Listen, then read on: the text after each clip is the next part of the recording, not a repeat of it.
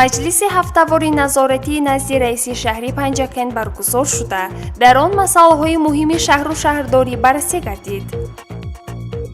боздиди ҳайати эҷодии телевизиони Симо аз рафти омодагии муассисаҳои таҳсилоти миёнаи умумии шаҳру деҳот ба соли нави таҳсилӣ 2022-2023.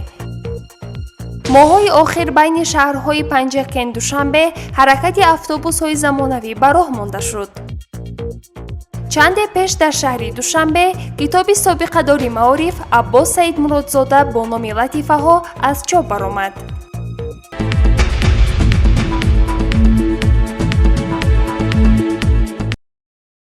субҳи санаи 8 августи соли равон маҷлиси ҳафтавори назоратии назди раиси шаҳри Панҷакент баргузор гардид. дар ҷаласа нахуст масъалаи кадрҳо баррасӣ гардида, Саид Юнусӣ, иҷрокунандаи вазифаи мудири шӯъбаи рушди иҷтимоӣ ва робита бо ҷомеаи дастгоҳи раиси шаҳр ва Нигора Замонова, сармутахассиси шӯъбаи ташкилӣ ва кор бо кадрҳои дастгоҳи раиси шаҳри Панҷакент таъин гардиданд. дар идомаи ҷаласа раиси шаҳр Холиқзода Абдухолиқ оиди иҷрои нақшаи даъвати ҷавонон ба сафи қувваҳои мусаллаҳи ҷумҳурии Тоҷикистон сухан намуда, оиди ин масъала ҳисоботи намояндаи комиссарияти ҳарбии шаҳр шунида шуд.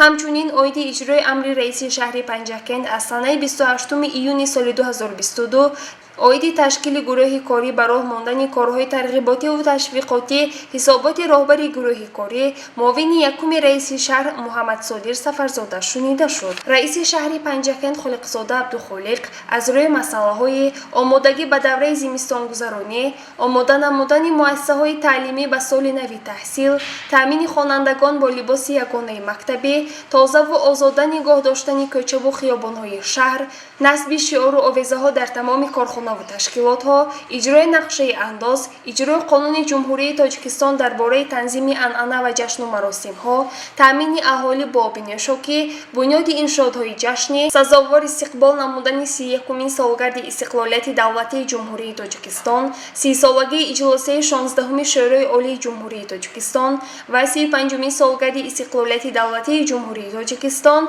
ثمره‌ناک استفاده نمودن هر یک پارچه زمین، حسابات حاضرین را شنید مسئولان را وظیفه‌دار نمود تا در اجرای سپارش‌ها مسئولیت را جدی احساس نموده پای اصلاح کمبودی‌ها کوشش نمایند. از تأسیس‌یابی کمیته اجرای حزب خلق دموکراتی تاجیکستان در شهر پنجکند 25 سال پر شد. رئیس شهر پنجکند در جلسه در سیمای رئیس کمیته اجرای حزب خلق دموکراتی تاجیکستان در شهر پنجکند مراد شکرزاده کل اعضایان حزب را با این سنه فرخنده تبریک نموده با فعالیت منبعد کمیته اجرای حزب خلق دموکراتی تاجیکستان در شهر پنجکند برای موفقیت تمنا کرد.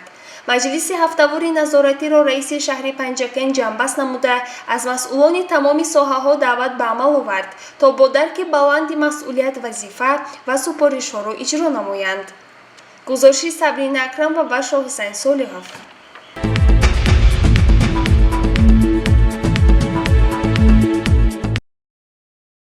با مقصد آشنایی پیدا نمودن هیئت ایجادی تلویزیون سیمای شهر پنجکند از مؤسسه تحصیلات میانی عمومی جماعت دهاتی سراسب بازدید کردیم.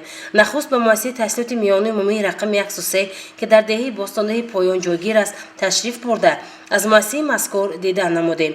مؤسسه برای سال خانشی 2022 و 23 پوره آماده می باشد. 7 صنفخانه مکتب از تعمیر کسمتیکی برآورده شده است. 16 نفر آموزگاران در این مؤسسه فعالیت دارند. از سبب زیاد شدن خوانندگان در پهلوی بنای مؤسسه طریق حشر 3 صنفخانه علاوگی ساخته شده ایستاده است. سرور مؤسسه تحصیلات میانی عمومی رقم 103 سوان و سلطنت ضمن سخنرانی خود اظهار نمود که تا فصل سرما 3 صنفخانه و پورگی به استفاده داده می شود و اینچنین در صنفخانه ها کامراهای نظارتی نصب کرده شده است. در این مؤسسه در دو بست 174 نفر خوانندگان تحصیل می کنند. در بیستان مذکور برای زمستانگذرانی سال 2022 و 23 هیزم، هشکوب و انگیشسند 5 تن ذخیره نمودند. در مؤسسه تحصیلات میانی عمومی رقم 4 دهه چیمقله باشد در دو بست 1080 نفر خوانندگان تحصیل می کنند. مؤسسه دارای 22 صنفخانه بوده 58 نفر آموزگاران و خوانندگان درس می‌دهند. در این مؤسسه آمادگی برای سال خانشی 2022 و 23 ادامه دارد. بناهای مؤسسه از تعمیر کسمتیکی برآورده شده تعمیر قسمی از سیمخانه و راهرفها ادامه دارد. سرور مؤسسه تحصیلات میانی عمومی رقم 4 سامی و خورشیده به ما چنین گفت که طول چند روز دیگر ما تعمیر را به اتمام میرسانیم و مؤسسه برای خوانش سالهای 2022 و 23 آماده بوده. اینچنین برای زمستان گذرانی 10 تن انگشت سنگ و 8 کوب هیزم ذخیره نمودیم. بازدید ما از دیگر مؤسسه‌های تحصیلات میانی عمومی جماعت دهاتی سرز ادامه دارد. گزارش دلشاد حلیم و اسماعیل جان خالف.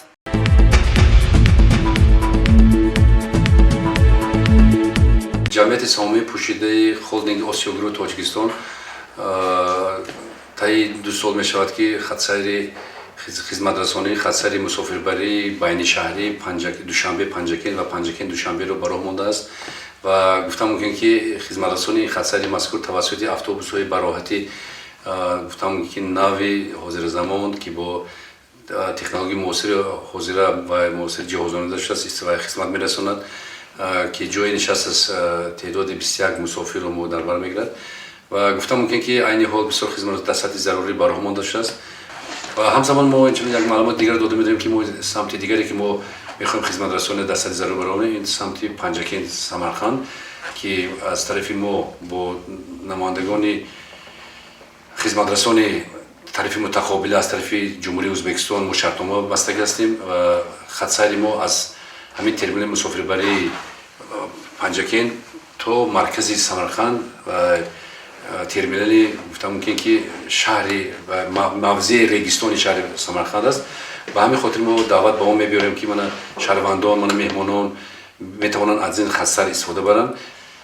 باید قطع کرد که خدمت رسانی که ما توسط خدمت رسانی خدسر مسافربری پنجکین دوشنبه پنجکین که از طرف ما برآمده شده است ما قابل قدر است که ما از ترمینال مسافربری شهر دوشنبه توسط گفتم ممکن که تکنولوژی معاصر ما با استفاده داشته هستیم توسط خرید چیپتا و نرخ راهگیری آن این مسیر 65 سوم معین کرده شده است که خیلی این نرخ از نرخ خدمت رسانی اتومبیل سبکروی تاکسی که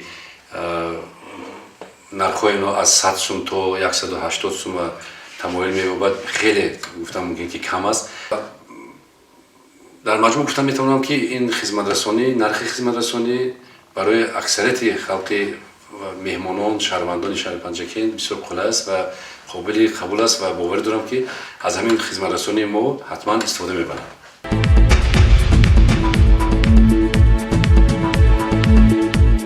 در شهر دوشنبه کتاب نوبتی آموزگار علوچی معرفی جمهوری تاجیکستان عباس سید مرادزاده با نام لطیفه ها به چاپ رسید. این کتاب تحت تحریر ادیب شناخته عبدالرؤوف مرادی به چاپ رسیده است.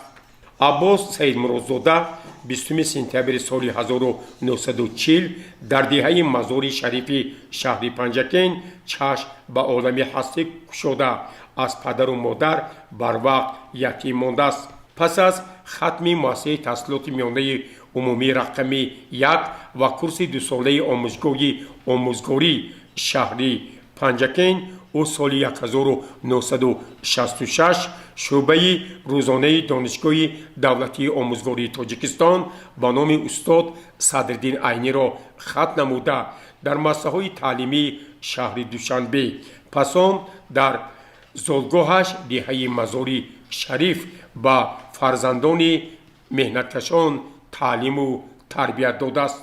عباس سید مرادزاده از سال 1968 تا سال 2003 در مکتب میانه رقم 6 دهه قوسری جماعت به نام استاد لایق فعالیت پرثمر آموزگاری را وسعت بخشیده 54 سال عمرش را به تعلیم و تربیت نسل نورس بخشیده است. عباس سید مرادزاده امروز دولتی پیری میراند.